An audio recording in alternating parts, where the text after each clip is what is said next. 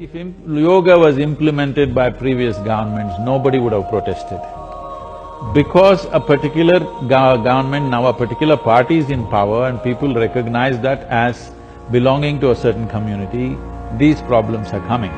Otherwise, right from 1947, if everybody said in all schools you must practice yoga, gladly everybody would have practiced. I'm saying people are taking a political stance. The problem with the country right now is, people have predetermined stance about everything. This must go. All intelligent human beings look at every issue as it is. What's good for us, we must choose that, rather than taking predisposed positions on everything. Karma. So karma simply means action. That's the Sanskrit root of the word. But of course, every action has consequences. So conscious choice making is the most effective way to create the future consequences of karma. So karma is both something that creates the future, but it's also an echo from the past. A forceful inclusion of yoga in the school curriculum, is it good? Well, you never protested forceful inclusion of physics or chemistry, did you? No, but yoga is a different thing. Why is it a different thing? It's an exercise. No, it is not an exercise. Forcefully you are made to learn the chemistry of the plant. You call it biology. Forcefully you are made to study the chemistry of a frog by by creating unspeakable cruelty to the frog. But if I tell you, please learn something about your inner mechanism, that becomes forceful. Why? The absolute morality that a religious person might profess would include what? Stoning people for adultery? Death for apostasy? Punishment for breaking the Sabbath? These are all things which are religiously based absolute moralities. I don't think I want an absolute morality. I think I want a morality that is thought out, reasoned, argued, discussed, and you search your way through the Bible or the Quran and you find the occasional verse that is an acceptable profession of morality. You say, look at that, that's religion. And you leave out all the horrible bits. And you say, oh, we don't believe that anymore, we've grown out of that. Well, of course we've grown out of it. We've grown out of it because of secular moral philosophy and rational discussion. What we remember at the time of death is what we will attain. If we remember Krishna at the time of death, we will attain him without fail. This is the function of the mind. And according to the choices we make, we will either be elevated or degraded. Every choice we make at every moment is going to either karmically bind us to the modes of goodness, passion, or ignorance, or is going to bring us closer to God. 3 gates, Krishna says, leads to hell: lust, anger, and greed. Maya will present so many temptations. Therefore, in order to overcome them with sustainability, we have to fill our mind and fill our senses with purifying spiritual activities. Whether it feels good or not, whether it tastes good or not. Through the mind, the enemies are attacking. Lust, anger, greed. So what are we going to do? Are we going to surrender to our enemies? Are we going to put trust in our enemies? They're not coming to deliver us, they're coming to kill us. So in that state, we take shelter of the holy name. But then there's some questions that religions can't really answer, you know? Questions like, why are some people born into such a great life, whereas others are born straight into war or straight into poverty? Most religions don't have an answer for that, but then the only logical answer is the reincarnation and the karma. Or how can some kids be so talented so young? You know, you see these young kids playing pianos and singing as if they've been doing it for years and years and years, yet they're only like 5 or 6 years old. What's the explanation there? You know, science Science will say, oh, it's genetics, oh, it's, wouldn't it make more logical sense if in their past life they were practicing and practicing and practicing the craft, and now they have just accumulated all that experience? Does karma imply determinism or free will?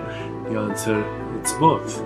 If you're unaware in the state of ignorance, then you are in a deterministic universe, and if you're aware, then to the degree that you are aware, you break out of determinism, and in the state of enlightenment, you become totally free. Is the more you just become a slave of your mind and senses, the more you enjoy. Yes? Eat, drink, smoke, have sex, animalistic. Just question everything. I mean, your religion should be able to provide you proper logical answers to most of your questions, right?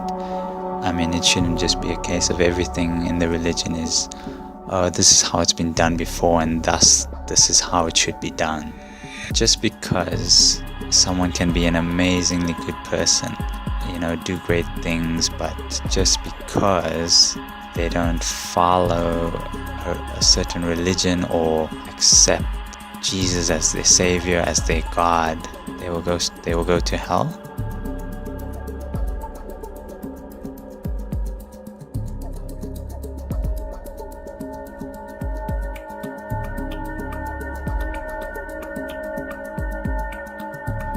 Whether people use the word of karma or not, actually everybody knows. Things entirely depend on your effort, your action.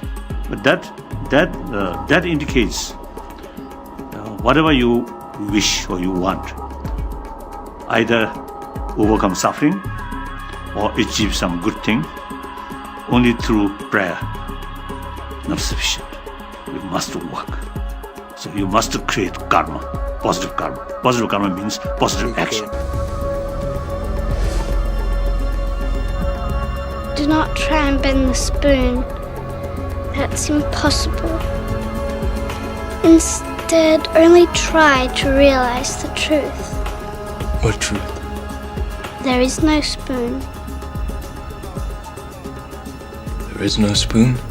Then you'll see that it is not the spoon that bends, it is only yourself. You find some non-Muslims pick up the Quran and they say this Quran preaches terrorism. No, the Quran is the furthest away from terrorism, but they have not understood the Quran. The Quran has verses of history where history is recorded.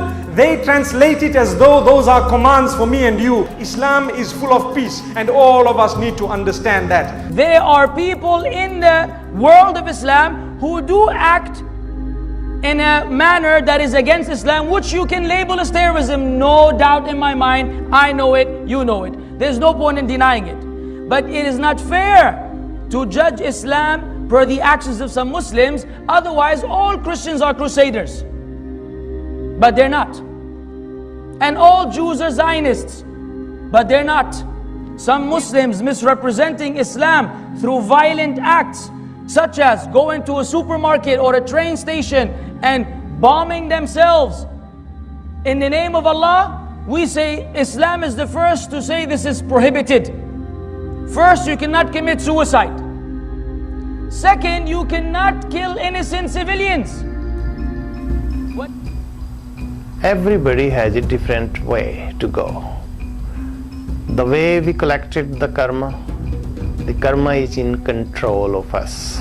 They take you, whatever you collected, the karma. They will give you that kind of parents. If you collected bad karma, you will get bad parents. You might be born in very poor family.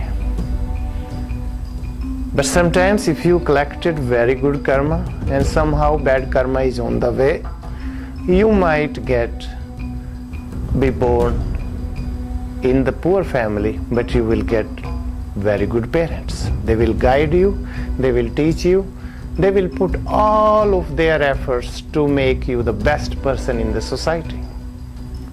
What if God does not know you exist? No, I'm just asking by chance. God is supposed to be the creator and the manager of this 100 billion galaxies.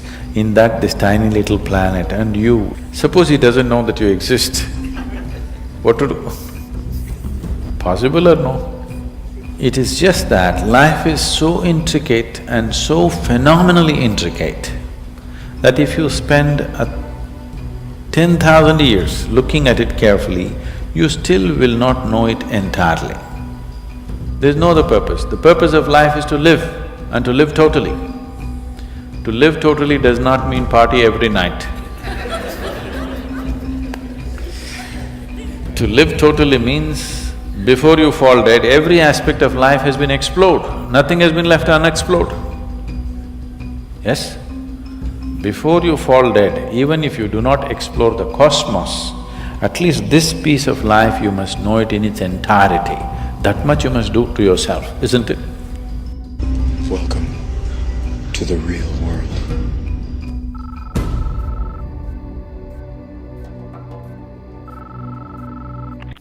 I know you're out there.